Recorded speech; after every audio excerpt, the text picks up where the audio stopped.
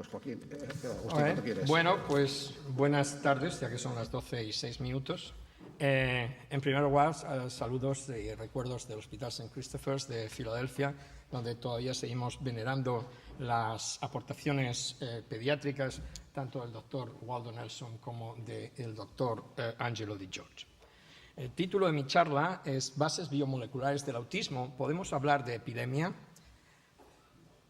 La voy a dividir en tres partes, una pequeña de introducción, otra un poquito más amplia de bases biomoleculares del autismo y finalmente intentaré responder la pregunta, ¿podemos hablar de epidemia?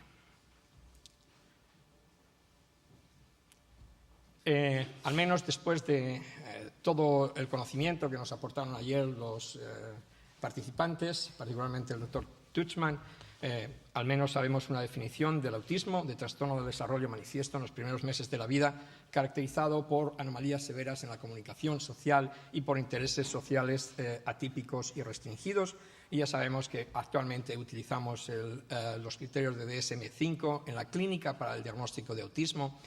Si bien a mí personalmente no me gusta mucho, prefiero el DSM-4 porque me permite identificar mejor los pacientes con Asperger, que creo que es una entidad bien diferenciada dentro del espectro autista, pero vamos, esa es mi opinión personal. Tienen que saber que no ha habido demostración ninguna de la sensibilidad y especificidad del diagnóstico de, en este caso, autismo, con el DSM-3, el DSM-4 o el DSM-5. Es decir, ¿cómo sabes el valor diagnóstico de un laboratorio, de un test de laboratorio o de un diagnóstico clínico? Pues eso, siguiendo a los pacientes y viendo si tu diagnóstico era correcto o no, cuántos han sido los falsos negativos, falsos positivos. Estos criterios son debidos a una reunión de expertos en los que aportan su mejor intención y su mejor conocimiento, pero las definiciones no tienen una base científica.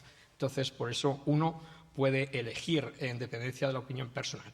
De cualquier manera, son criterios muy útiles, ¿verdad? Porque ha habido mucho trabajo detrás de ellos y eso se lo explico a los padres porque si no, vienen, les hacemos el test en 5 minutos, 10 minutos y le damos un diagnóstico. Entonces, aparte de que te pueden decir, oiga, usted es muy inteligente, ¿verdad? Pero se puede decir, se pasan de inteligentes. ¿Cómo puede usted dar un diagnóstico así? Entonces, es bueno el explicar que no utilizamos esta hojita ya únicamente porque la compramos y decidimos utilizarla, sino que al menos hay mucho trabajo clínico detrás de ello. Bueno, hay muchas bases biomoleculares. Vamos a hablar de las bases genéticas, ambientales, malformativas, inmunológicas, metabólicas y otras, entre las que incluiremos infección, la conexión intestino-cerebro y al final. Bueno, ayer el doctor Tuchman, al hablar del autismo, nos presentaba los genes que están asociados a autismo y los genes que están asociados también a epilepsia y nos decía que eran más o menos los mismos. Es decir, que ya sabemos que el autismo tiene una gran base genética. Antes de poder hacer los estudios de los distintos genes, lo primero que se hacía en la clínica era la epidemiología, para ver si había una posibilidad de que una entidad tuviera una base genética. Y fundamentalmente la concordancia en gemelos, monocigóticos o dicigóticos. La concordancia en gemelos monocigóticos es de un 92% y es de un 10% en los gemelos dicigóticos. El riesgo de recurrencia es muy alto, se mide por este parámetro que es el lambda S, que es el riesgo de recurrencia dividido por el riesgo de la población general. El riesgo de recurrencia de un niño con autismo es un 2×2 y el lambda S es de 20. Es decir, que hay un cierto aumento del riesgo de recurrencia en familiares. Los autismos, como habla el doctor Tuchman, se podrían considerar desde muchos puntos de vista, pero uno para andar por casa es que tenemos autismos genéticos asociados a ciertos síndromes. Y uno de ellos es el Fragile X, la esclerosis tuberosa, como luego ampliamente nos dirá el doctor Curato. Los genes están mayormente en los cromosomas 3, 7 y 15. Hay que tener en cuenta que hay muchas mutaciones esporádicas también y el significado de estas en la patogenia del autismo es cuestionable. En resumen, hay más de 200 genes candidatos y no vamos a hablar, no es una charla sobre la genética del autismo. El doctor García Peñas nos habló en el congreso anterior de forma muy importante en aquellos genes que, como las neuroliginas y las neurexinas y otros muchos, participan en el proceso de desarrollo cerebral, fundamentalmente en el proceso de sinapsis. Y también son importantes en la patogenia del autismo los genes que están asociados al control de ciertos neurotransmisores, fundamentalmente glutamato GABA y, de forma muy importante, la serotonina. Así que el gen el receptor de la serotonina tiene también un significado importante probablemente en la patogenia y en la posible terapia. Estoy dando unas pinceladas nada más, como he dicho, no es una charla de la genética del autismo, sino decir que son genes importantes en el desarrollo cerebral, formación de sinapsis y control de distintos neurotransmisores que son muy importantes. Aquí pongo nuevos genes, no son tan nuevos, pero quiero resaltar que el desarrollo de genes y sobre todo no solamente el conocer el gen, sino el conocer cuál es la vía metabólica o bioquímica que regula ese gen, es decir, cuál es la proteína que regula ese gen. Hay una cascada que sigue a esa proteína, sí o no, como veremos en la esclerosis tuberosa, es importante. Bueno, el gen del receptor de hidroxilasa 2 del triptófano, lo único que resalta esto es la importancia del triptófano en la patogenia quizá del autismo. Recientemente, el Autismo Habla Ahora, Autism Speaks Now, hizo un estudio muy grande, que creo que costó mucho dinero, de la buspirona, que es un ansiolítico que se vio que al menos en los niños con autismo controlaba los movimientos repetitivos. Mucho dinero para no encontrar prácticamente nada, ¿verdad? Pero mucha gente necesita seguir con su carrera académica. Interesante el descubrimiento de otra serie de genes de ciertas hormonas, fundamentalmente la oxitocina. O saben ustedes, es la hormona en la hipófisis posterior junto a la vasopresina que controlan el estado de ánimo, las relaciones personales, las relaciones sociales y al parecer también el estímulo sexual. Bueno, al descubrirse el gen del receptor de la oxitocina, esto resaltó la importancia de esta hormona, quizá en la patogenia del autismo, y hay en estos momentos un estudio de investigación sobre el efecto de la oxitocina en los síntomas del autismo. Me recuerdo lo que decía el doctor Tuchman ayer, que la doctora Rappin le decía, bueno, mira, ya ves que cada día sale un nuevo tratamiento para el autismo y el autismo continúa igual, ¿no? De hecho, yo les comentaré nuestra experiencia personal con un aspecto del tratamiento que creo que es interesante, pero estoy en gran parte de acuerdo con el doctor Tuchman. Y luego el gen SHANK3 es importante, es una anquidina y está en el brazo largo del cromosoma 22. Y este es el gen que regula el síndrome de Phelan-McDermid. ¿Por qué lo pongo aquí en relación con el tratamiento? Bueno, porque es uno de los síndromes. De hecho, esta anquidina es un gen que controla también ciertos aspectos del desarrollo sináptico, del desarrollo cerebral. Pues porque, no sé si recordarán ustedes, en los congresos anteriores hemos hablado mucho del IGF-1, ¿verdad? El factor de crecimiento parecido a la insulina. Bueno, y un doctor de Nueva York ha estado haciendo varios tratamientos del síndrome de Phelan-McDermid con el IGF-1 y parece que tiene un efecto positivo en algunos pacientes. Es decir, que el mejor conocimiento del autismo y de los mecanismos bioquímicos subyacentes nos pueden facilitar el pensar de posibles tratamientos. Aunque estoy de acuerdo con el doctor Tuchman y la doctora Rappin de que no va a haber un tratamiento del autismo que sea una varita mágica, pero como en la epilepsia, ¿verdad? A veces no podemos curar la epilepsia, pero podemos controlar ciertos síntomas asociados o manifestaciones asociadas. Cualquier tipo de investigación que se haga pensando en la posibilidad de que un tratamiento pueda mejorar los síntomas del autismo, aunque no los cure, creo que es importante. Bueno, factores ambientales. Resaltar, para empezar, que la historia del timerosal es muy antigua. De nuevo, hubo algunos estudios, como comentaban ayer, del contenido del timerosal en el pelo, etcétera, etcétera. Pero estudios científicos bien claros han demostrado que, en primer lugar, a medida que el timerosal disminuía de contenido en las vacunas, la incidencia de autismo aumentaba, por ejemplo. Y luego, se han hecho otros estudios en los que claramente las vacunas no tienen una relación con el autismo. El doctor Wakefield organizó un cacao tremendo con la publicación del trabajo en American Journal of Disease of Children diciendo que la vacuna del sarampión producía autismo. Bueno, realmente no dijo eso. Él lo que decía es que había encontrado partículas de proteínas de la vacuna del sarampión, rubeola y paperas y en el intestino. Hablaremos al final de esto. Y que él pensaba que esto podría producir una reacción inmune. Pero bueno, El caso es que las vacunas no causan autismo. La edad materna, de manera interesante, la posibilidad, el odds ratio, la posibilidad de que una mamá de más de 35 años tenga un hijo con autismo es 1.3. Pero la edad paterna también es importante.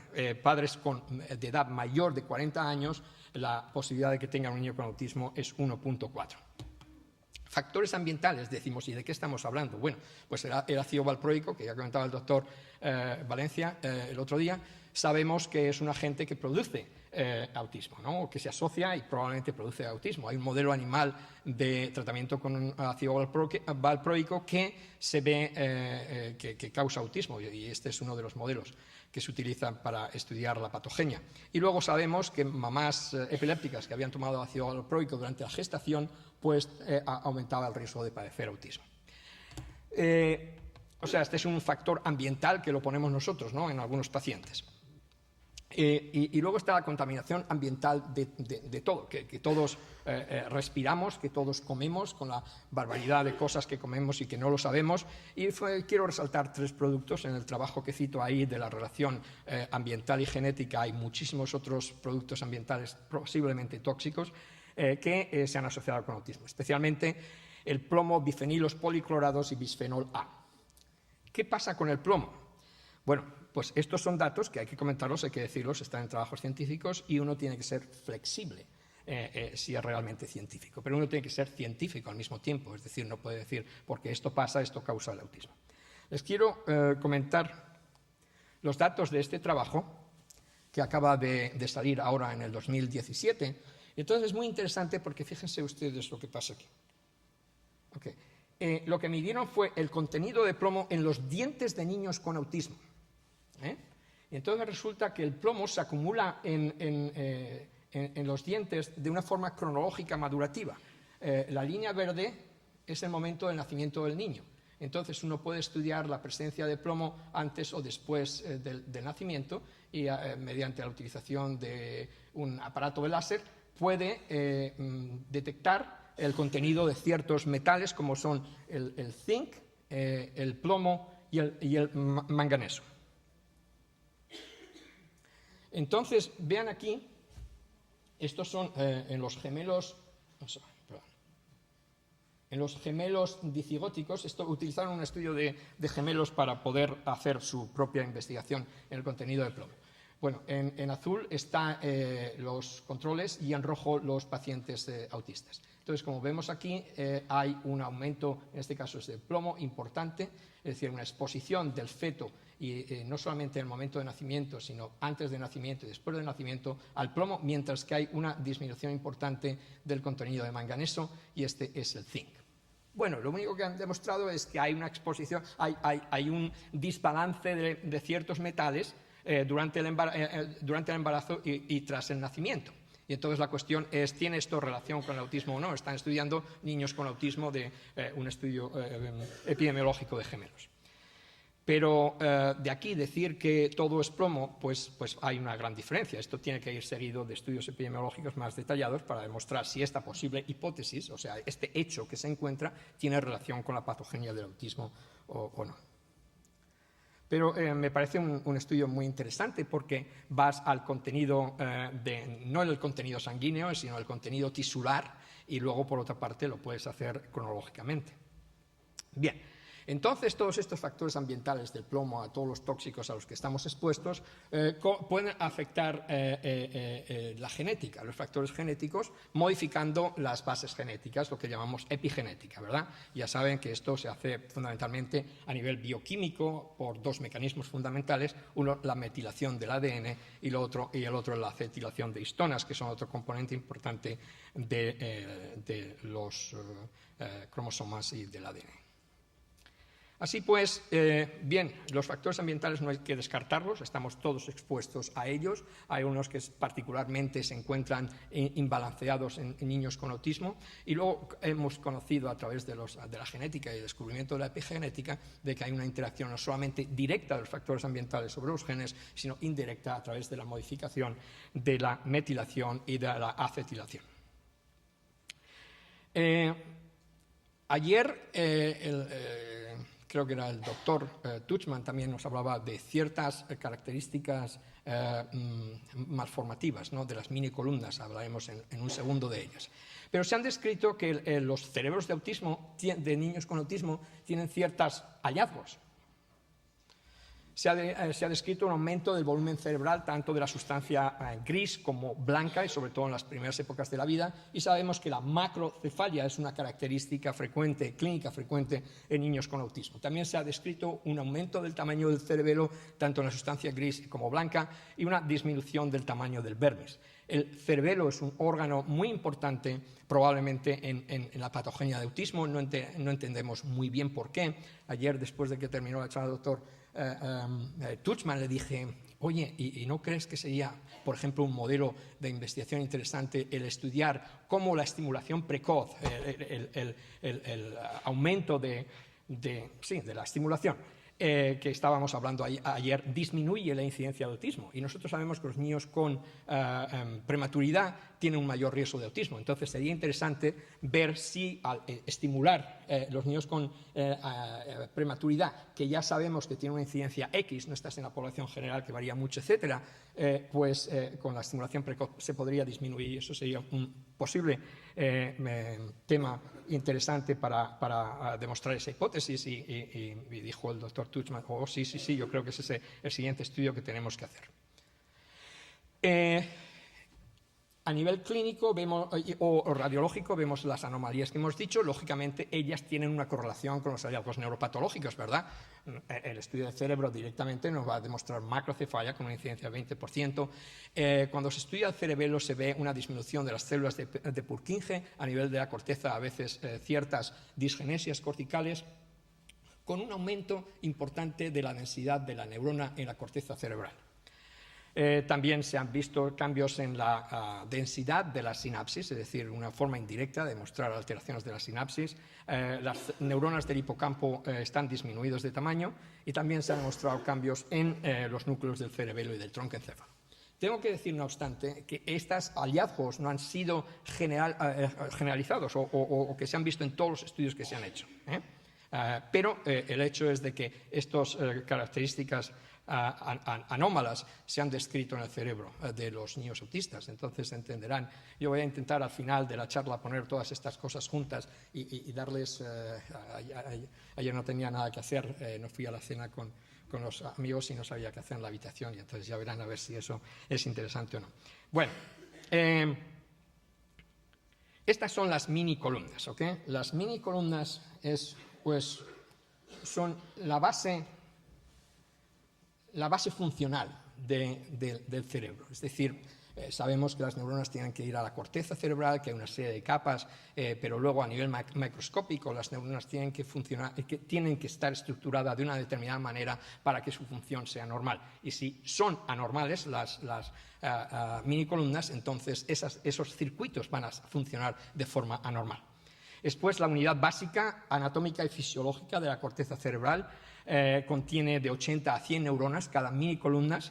Las interneuronas inhibitorias y los circuitos extrínsecos las modulan intrínsecamente, y la distancia intercolumnar se denomina neuropilo. Bien, esa es la base anatomopatológica funcional.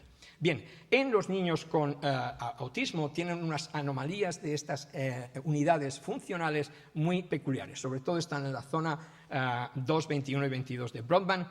Y lo que sucede es que hay un número total de las mini columnas y una disminución de su tamaño. Entonces, ¿qué pasa? Que esto de alguna forma explicaría uno de los hallazgos importantes a nivel de neurotransmisores en el cerebro de los niños autistas, como es la disfunción GABAérgica, ¿verdad? La disminución del GABA. ¿Qué sabemos? Que la reducción del tamaño de las mini columnas produce una disminución del espacio del neuropilo periférico de las mismas, donde se localizan las proyecciones desmielinizadas que son inhibitorias. En resumen, hay una pérdida de interneuronas GABAérgicas, y esto podría explicar de alguna forma la disminución de la inhibición que se encuentra en los niños con autismo. Por otra parte, las conexiones entre el tálamo, las distintas zonas del tálamo y la corteza son distintas, porque la conexión ha variado dado el tamaño disminuido. La reducción del tamaño de las minicolumnas hace que cada dendrita de un paciente autista contacte con más minicolumnas, es decir, hay una alteración sináptica importante. Entonces, el input aferente de la terminal talámica contacta con un mayor número de minicolumnas, lógico, ¿no? La mayor propagación de la señal y la estructura del circuito de las columnas, entonces, hace que el procesamiento de la información sea anormal y lo que sucede al haber más conexión es que se amplifica la información de entrada y esto podría explicar, de alguna forma, la hipersensibilidad que los niños autistas tienen ante todos los estímulos sensoriales. En resumen, la unidad anátomo-funcional de la corteza neuronal y el tálamo y las conexiones son anómalas porque esta unidad de las minicolumnas es anormal. Hay un aumento del tamaño, una disminución un aumento del número, una disminución del tamaño. Y la actividad sináptica y conectiva podría ser anormal. Es decir, que hay que tener en cuenta esto para cuando estamos pensando cómo vamos a cambiar esto, ¿verdad? Porque en el fondo, aunque sabemos la definición muy bien y sabemos que son dos aspectos fundamentales, y es alteración neuronal, alteración cerebral y alteración social, ¿vale? Y la interacción y todo esto, lo entendemos perfectamente bien. El tema de qué es lo que está pasando no lo sabemos, y aunque aquí, bueno, esto nos explica de alguna forma dos hechos patogénicos, ¿verdad? La disminución GABAérgica y las conexiones anormales y el posible sistema de amplificación e hipersensibilidad de los niños autistas. Pero todavía no lo sabemos. Hay ahora unos estudios muy interesantes que está haciendo la doctora Brumbach. La doctora Brumbach es una chica joven, una médico joven que su padre era el doctor Jorge Brumbach, que era el editor de la revista Journal Chronology. Es un fenómeno, tiene todos los genes de su padre y más. Desafortunadamente el papá y la mamá fueron asesinados por un trabajador, por un médico que estaba en el servicio de neuropatología con él hacía años, un loco de la colina, bueno, hay más en Estados Unidos, pero además hay más armas, con lo cual pues son más efectivos, ¿verdad? Bien. Entonces, lo que ella está haciendo con distintos modelos animales de autismo, está estudiando la conexión córtico-talámica. Y entonces ve que es anormal. Estos son los hallazgos que presentó en el último congreso de la Sociedad de Neuropediatría, en el que recibió un premio de investigación como uno de los mejores investigadores jóvenes. Es decir, que la conexión, porque claro, no tenemos ni idea de cuáles son los circuitos que controlan nuestro comportamiento, nuestra actividad social. Sí, hay ciertos núcleos, como os explicaba el doctor Tuchman ayer, ¿verdad? Pero ¿cómo sucede toda esta correlación conectiva que tiene que existir, ¿verdad? Pues no tenemos mucha idea. Entonces, lógicamente, al final es una cuestión íntimamente neuronal y de conexión sináptica, lo que pasa en el autismo y en otras patologías también, ¿verdad? Como la epilepsia. Entonces, yo creo que son estudios muy interesantes que ella está haciendo, porque eso es lo que los modelos animales nos enseñan, ¿no? Es decir, el problema, la patogenia, y eso plantea la posibilidad de, entonces, ¿cómo podemos mejorar esta conexión y esta actividad neuronal anormal, ¿no? Plantean la posibilidad de nuevos tratamientos, como de nuevo resaltaba ayer el doctor Valencia al hablar de los modelos animales de las epilepsias. Bueno, estamos claros que hay una gran base genética, que factores ambientales seguro que juegan un papel. Yo creo que vivimos en un mundo muy tóxico. Yo soy de Cariñena, no sé si había algún autista en Cariñena, pero vivíamos de maravilla esperando que el gallo cantara y que nos despertáramos y bebiendo agua de la fuente que estaba bien controlada. Y yo creo que el mundo en el que vivimos es mucho más, tiene muchas más posibilidades de afectarnos a todos, ¿no? Incluyendo creándonos estrés, etcétera, etcétera. Bien, el tema de los factores inmunológicos. ¿Qué podemos decir? Pues bien, para satisfacer a la colega que preguntó el otro día, mira, en el 2005, el doctor Prado, que es un anatomopatólogo de Johns Hopkins, por cierto, él describe ahora en el último trabajo que vamos a sacar en Seminars la autoinmunidad en epilepsia, así se lo recomiendo si tienen interés en este tema, que va a salir ahora este mes. Bueno, pues él describió una cantidad de anomalías, fíjese usted, lógicamente lo interesante no son las flechitas, si suben o bajan, sino que hubo alteraciones de los linfocitos T, de monocitos, macrófagos, de células non-killers, no asesinas, de inmunoglobulinas y también aumento de ciertos genes de base autoinmune. Y luego las citoquinas, había unas que estaban aumentadas, otras que estaban disminuidas, es decir, que describió no sé cuántos pacientes en sangre o líquido cefalorraquídeo, pero lo que les voy a mostrar a continuación de los hallazgos en el cerebro fueron en 11 cerebros, ¿verdad? Entonces, lo que él demostró en distintas zonas del cerebro, y fundamentalmente el cerebelo, una alteración, una activación de las microglías, de la microglía muy importante, ¿no? Las microglías son las células de base inmunológica en el cerebro. Entonces, él concluyó que había unas alteraciones tremendas que se habían descrito en estos pacientes y que esto había que tenerlo en cuenta en la patogenia del autismo. Vio además que en distintas zonas cerebrales, en morado son los niveles en niños con autismo, distintas citoquinas y factores de crecimiento estaban aumentados en relación con cerebros normales, ¿no? Bueno, pues esto algo tiene que ver. Bueno, este es un estudio del 2017 en el que el grupo del doctor Pardo también ha hecho un seguimiento longitudinal en 100 pacientes con autismo y ha comparado los niveles, como ven, de un montón de citoquinas, ¿verdad? Todo lo que está aquí abajo son citoquinas. Y todo esto, un montón de citoquinas. En unos 100 pacientes no hay ninguna diferencia estadística. Es decir, en medicina y en la ciencia uno tiene que ser científico, ¿okay? Hacer los estudios con una base científica. Y luego, cuando uno tiene hallazgos, pues hay que repetirlo. Es lo mismo que la resonancia, que nos decía el doctor Antonio Gil. Es decir, ¿qué significa esto? Estos son los hallazgos. A la colega que preguntó el otro día, es que han demostrado que hay esto y se da lo otro y tal. Estos son los datos científicos. Es decir, que no se sabe muy bien si el sistema inmune juega un papel o no en la patogenia del autismo. De hecho, la base de investigación que dio origen a estas hipótesis no se ha comprobado de nuevo, al menos a nivel periférico de sangre o líquido cefalorraquídeo. Y la verdad es que no hay muchos más estudios en cerebro. Eso sí que creo que sería muy interesante. Bueno, el siguiente grupo del que vamos a hablar es de las bases metabólicas. Entonces, en el autismo se han descrito disfunción de estos sistemas de neurotransmisores, disfunción neuroquímica de todos los que ven enumerados ahí, empezando con la serotonina y terminando con los opiáceos endógenos y el cortisol. Interesante, los opiáceos endógenos que me estaban preguntando por el cannabidiol en el café.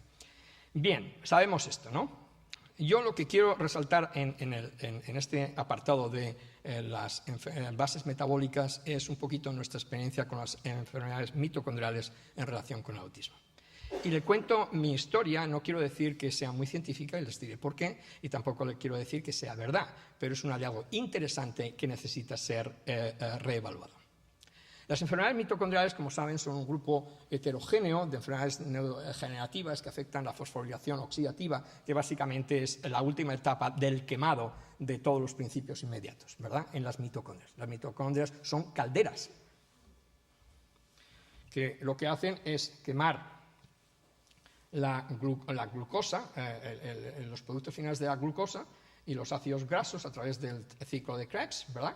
Y entonces el NADH que se produce va pasando por la etapa final de la caldera, que son la cadena respiratoria, 5 componentes, al final de la cual se produce la energía, que es el ATP, el adenosín trifosfato, obteniendo del ADP otro componente más.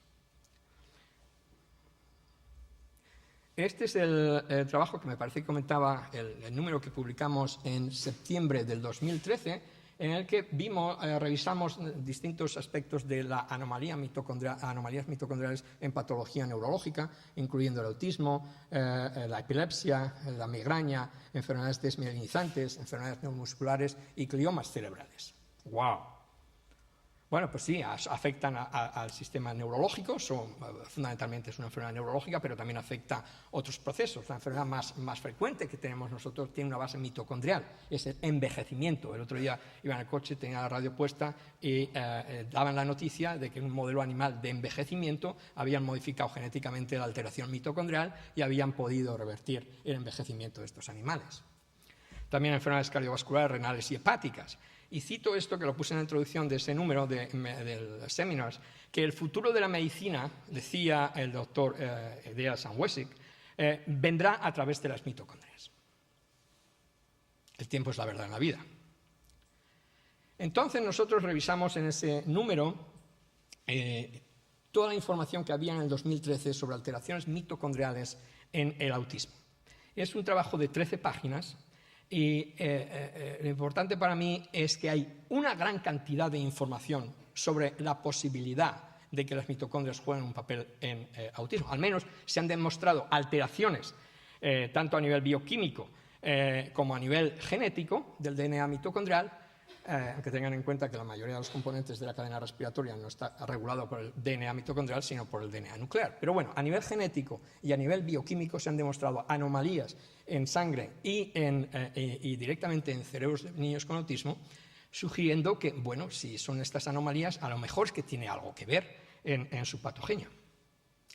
Nosotros publicamos la serie más larga de 92 pacientes en Biomarkers in Medicine en el 2015 y un 42% de ellos tenían una alteración de la cadena respiratoria. Lo que hacemos es estudiar en la mucosa bucal, ¿verdad?, los componentes 1 y 4 de la cadena respiratoria. El 2 y el 3 no lo podemos medir, pero al mismo tiempo lo que nos permite esto es hacer estudios de poblaciones, de un número amplio de pacientes. Lo estamos haciendo en la epilepsia y también lo hemos hecho en el autismo. Esta es la serie más grande de 92 pacientes, un 42%, un déficit funcional del componente 1 o complejo 1 o complejo o complejo 4.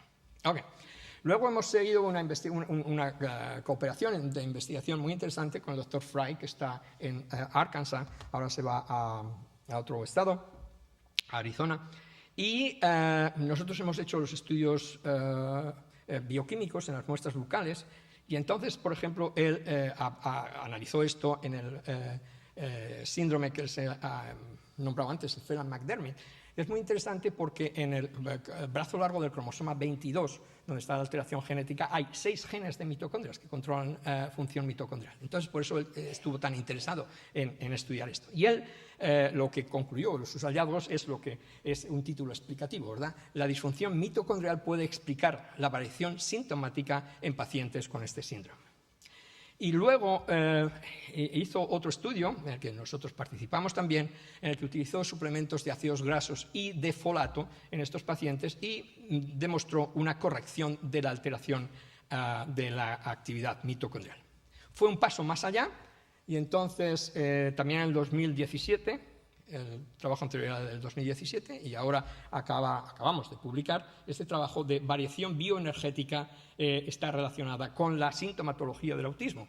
Y lo que hizo fue estudiar la alteración mitocondrial y luego un estudio neuropsicológico y entonces él establece que halló que había una correlación. Es la primera vez que se demuestra a nivel científico una posible correlación entre la sintomatología de los niños autistas y la disfunción mitocondrial.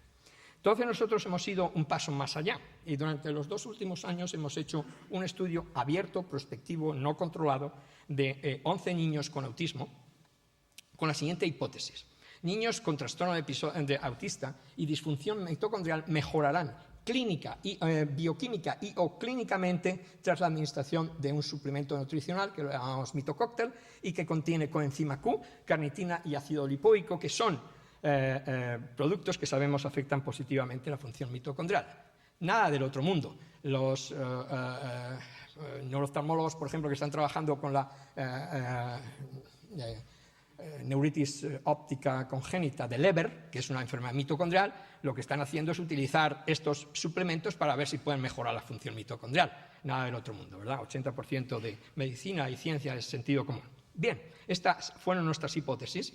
Estudiamos 11 niños, como le he dicho, de edad de 5 a 12 años, que no tuvieran otras comorbilidades y en los que demostramos un déficit de complejo 1 y o 4 y entonces a 11 de ellos decidieron hacer el estudio. El complejo 1 se detectó por la técnica inmunológica que utiliza el Dr. Goldenthal en nuestro laboratorio y complejo 4 por técnica de espectrofotometría. Y luego los valores analizados tienen una definición en relación, o sea, una valoración en relación con el contenido de citrato sintetasa, de manera que se pueden comparar homogéneamente, y fueron tratados con estos suplementos durante 3 meses. Los estudios bioquímicos y o neuropsicológicos o neurocomportamentales mejor fueron estudiados a nivel basal tras 3 meses de tratamiento con los suplementos y 3 meses después de haber suspendido los tratamientos. Los estudios psicológicos que los hizo la doctora Bridget Garvin en la Universidad de Drexel, colaboramos con el Centro de Autismo de Drexel, utilizó el ADOS, que es el Autismo Diagnostic Observation Schedule, y que tiene 3 escalas, subescalas: la escala afectiva social, la escala comportamiento restrictivo y repetitivo y una escala total. Y luego esto es con observación directa de los pacientes, ¿verdad? Y luego había dos cuestionarios para los padres, que es el ASRS, que es la escala de valoración del espectro autista, esto por parte de los padres, que tiene 3 subescalas: comunicación social, comportamientos inhabituales y total. Y luego otros estudios neuropsicológicos a través del ABC, que es el chequeo de la conducta aberrante, es una lista, es también para los padres, y que tiene 5 subescalas: irritabilidad, falta de participación social, conducta estereotípica, hiperactividad, falta de obediencia y lenguaje inapropiado. En total, como ven, son 3 y 3, 6, y 5, 11 subescalas de valoración neurocomportamental en estos niños. Resultados. La media del cociente complejo, que es 1 a 4, que es una valoración probablemente de actividad mitocondrial o de disfunción mitocondrial, si es anormal, disminuyó significativamente con una P menor de 0.02 con el tratamiento. Todos los pacientes al menos demostraron un parámetro de mejoría metabólica con el tratamiento, la cual desapareció a los 3 meses en el aproximadamente 70% de los casos, en 7 de los 11 casos. Esos fueron los estudios bioquímicos, es decir, de alguna manera hubo signos de mejoría de la función mitocondrial a través de los análisis bioquímicos. Y luego en los estudios neuropsicológicos, de las 11 escalas que le he mostrado, las medias de todas ellas demostraron cambios indicando mejoría del tiempo 1 al tiempo 2, es decir, tras el tratamiento.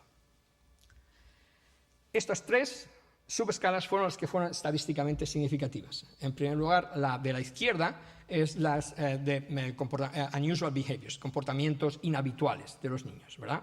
Con una significación estadística importante, P menos de 0.06.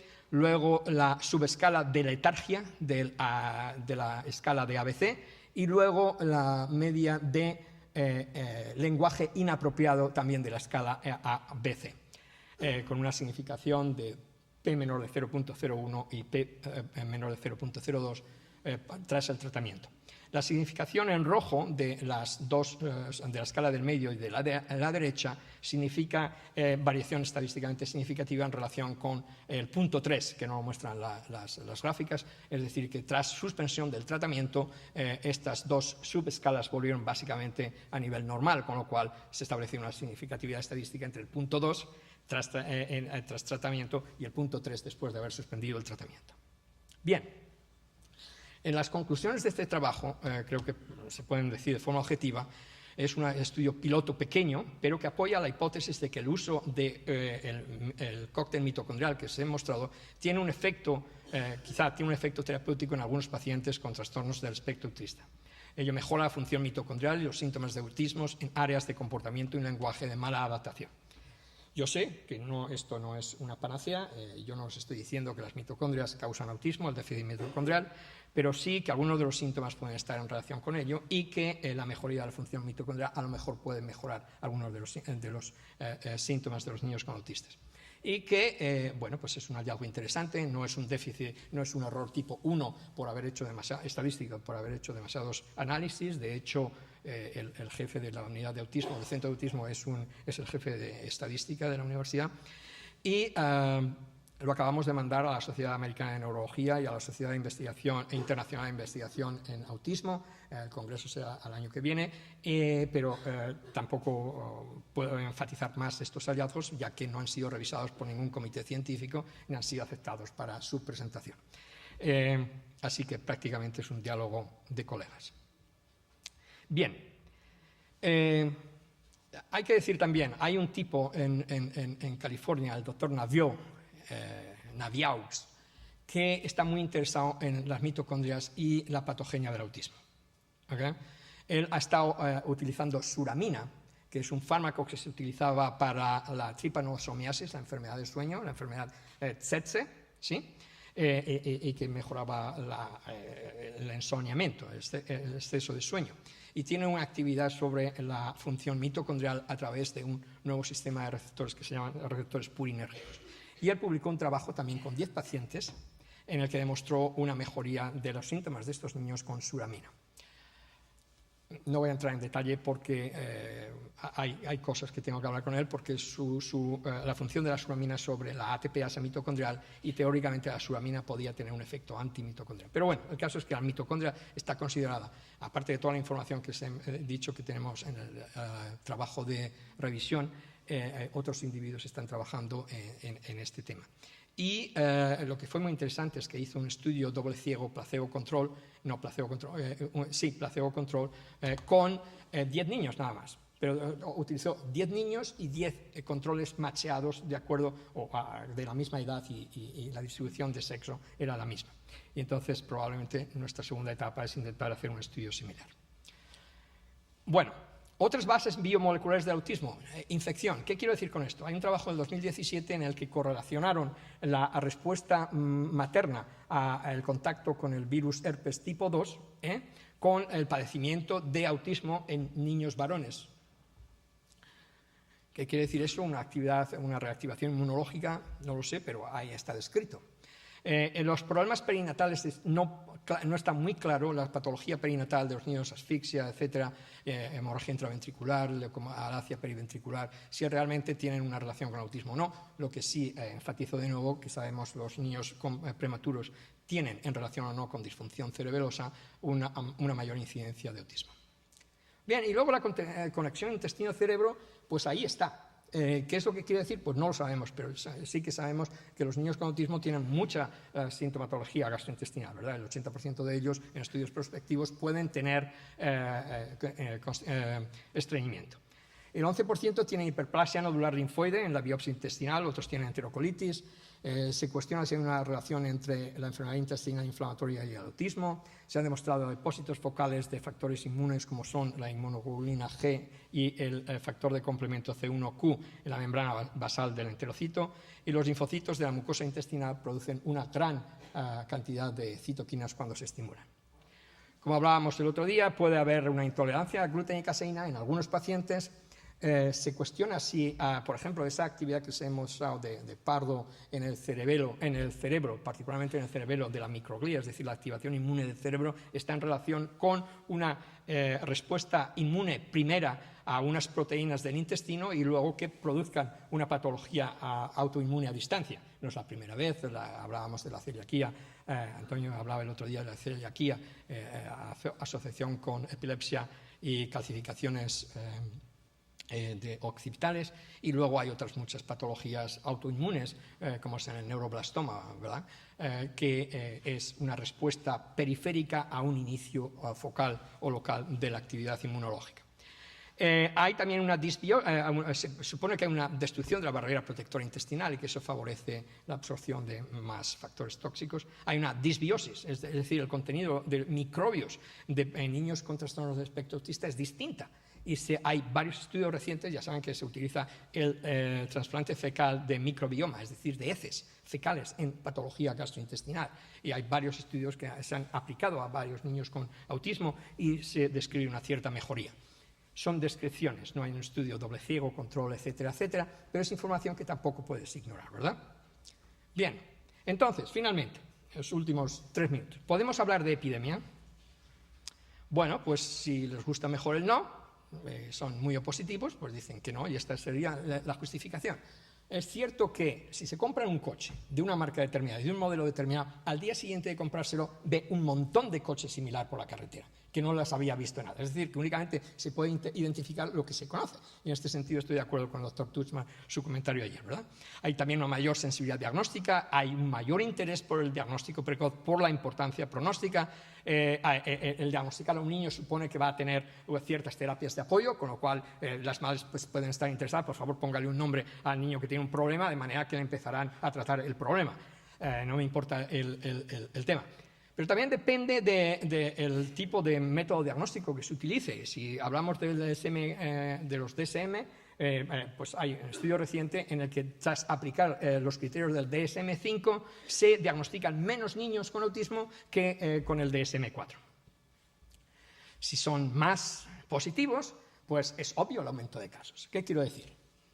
El ejemplo del coche, pues yo no lo sé, pero cuando yo tuve mi formación en el año 85-88 en el Hospital de Filadelfia, yo no veía niños autistas, no veía niños con autismo. Y ahora veo como 3 a la semana, y somos 8 en el grupo.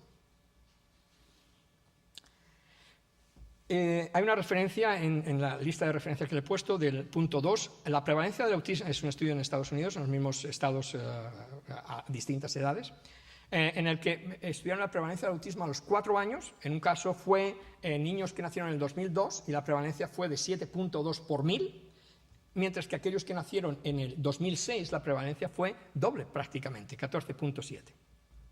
Luego el estudio de Carter y Blizzard del 2016, que también tienen la referencia, lo que hacen es que ven una relación tremenda entre ambiente y genes. Genes de autismo son selectivamente afectados por contaminantes ambientales y esto es lo que podría explicar el desarrollo de una epidemia de autismo en una forma gen dependiente.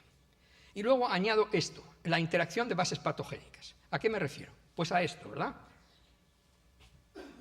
Esto es lo que pone toda la historia junto, porque claro, si pensamos posibilidad A, posibilidad B, posibilidad C, posibilidad D, ¿de cuál estamos hablando, verdad? Bueno, pero es que no son posibilidades aisladas, son posibilidades que pueden interactuar entre ellas, ¿verdad?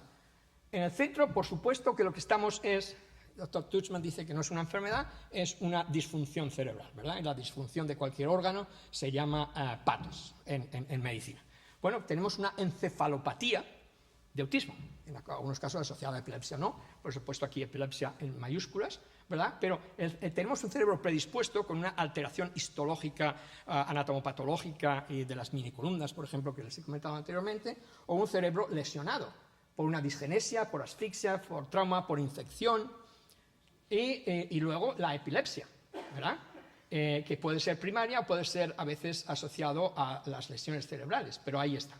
Por supuesto que hemos hablado de los genes que pueden afectar al cerebro. También el cerebro puede afectar, la patología cerebral puede afectar a los genes. Hablábamos el otro día, os salían los comentarios, de la reacción inmune en pacientes con epilepsia. Decía la doctora Cole, la continuación de la actividad epiléptica puede producir actividad inmune, ¿verdad? Aquí pongo las mitocondrias y el estrés oxidativo secundario, que puede afectar al cerebro, pero también puede estar regulada por genes. Y el estrés oxidativo también puede afectar a los genes. Las mitocondrias tienen una relación a través de la actividad inflamatoria secundaria con el sistema inmune. El sistema inmune puede afectar a las mitocondrias. El sistema inmune puede afectar al medio ambiente, todo lo que comemos, etcétera, nos afecta al sistema inmune, todo lo que vivimos, de hecho, ¿verdad?